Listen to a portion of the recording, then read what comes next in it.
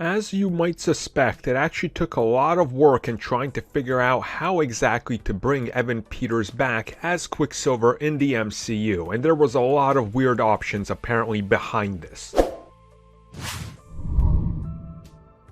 Introducing the concept of the multiverse is rather hard because you have to explain in the simplest terms to everybody watching what you're trying to do, and you have to understand that some of the people watching have no idea about even the basic laws of physics, so, you gotta tone everything down to the dumbest, lowest common denominator, and that's not an insult at anybody. Well, I guess it is at the people that can't understand basic things. But yeah, the multiverse is hard, and we've seen this as evidence in regards to the MCU for quite a while, but it really peaked with Evan Peters' Quicksilver showing up in WandaVision because people in the replies to Disney posts were really confused as to what was happening, so yeah, that's a whole nother subject, and as it turns out, it was also that confusing for Marvel Studios to figure out as well, because Jay Sheffer recently talked about Evan Peters coming back to play Quicksilver and what they would do. First and foremost, they went to Marvel Studios and tried to figure out if they can make this a reality and if they can make it possible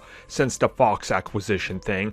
And then it was down to Kevin Feige to figure out if it was possible and tell them, yes, we can go ahead, he's down for doing it, now figure it out. And apparently there was a lot of weird options trying to figure out how exactly do we fit the character in. And once the show started to formulate the general idea, layout, and which direction they were going to go in over the course of the first season, they sort of started to place the pieces around and see where exactly this character could fall in. They then approached Evan Peters to see what he thought, and they said that he was up for it. He was up for anything, as weird as it got, because he loved playing Quicksilver, he had a great time doing it 3 times so far, and he wanted to continue doing it. Now, obviously, things could always change in the future. For all we know, he could continue playing Quicksilver in the multiverse and other versions, or stay permanently by the end of the series. We don't know. But I think it's pretty awesome that literally everybody tried to make it a reality when the people writing the show were like, do you think we could use Quicksilver from the Fox universe? Get the same actor? And everybody just seemed up for it. I mean, that tells you that at least Marvel Studios and Kevin Feige are listening going, well, let's see what we can make happen. So